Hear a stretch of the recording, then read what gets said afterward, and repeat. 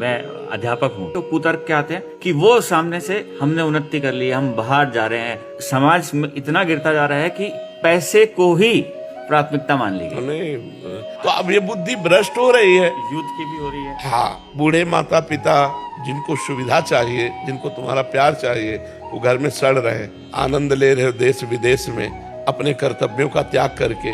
तो विदेशी पद्धतियां हमारे देश की नहीं, हमारा धर्म प्रधान देश है। ये मूर्ख लोग हैं जो दूसरे का अनुकरण करके उनकी उन्नति मानते हो, अपनी अवनति मानते हैं। अरे हम नमक रोटी खाते हैं लेकिन धर्म से जीते हैं। देखिए महाराज जी, मैं 25 साल से बाहर रह रहा हूँ, लेकिन जो आप बोल रहे हो वो ऐसा ही है। ऐसा ही है। तो क्या आप बताओ, देखो जैसे आप विदेश में रहते हो, क्या अपने देश का प्यार कहीं आपको मिलेगा? आप विचार करो, माँ से प्यार, भाई से प्यार, बहन से प्यार, पत्नी से प्यार, जो अपने देश की एक मतलब रहनी है, ये आपको कहीं नहीं मिलेगी। भला ऐसा कोई जीवन होता तुम जिसे उन्नति मान रहे हो, हमारे लिए वो तिरस्कार के योग्य है। कितने बच्चे डिप्रेशन में हो रहे हैं, बहुत अच्छा राज्य। हमारे सामने नौजवान आते हैं जो डिप्रेशन में हो रहे हैं। उसका कारण क्या है? यही व्यभिचार, यही व्यसन, यही गंदा चिंतन। हम गांव में पैदा हुए हैं, 50 गांव में ऐसे जो कुश्ती लड़ने वाले, 50 गांव में स्वस्थ, कभी डिप्रेशन शब्द नहीं सुना, कभी डिवोर्स शब्द नहीं सुना, कभी हार्ट फेल शब्द नहीं सुना।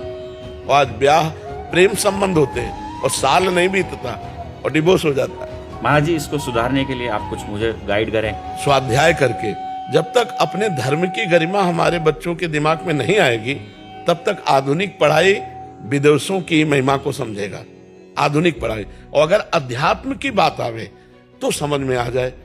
अगर हमारी बच्चियां सावित्री जी, अनसुईया जी, इनके चरित्रों को पढ़ें तो समझें।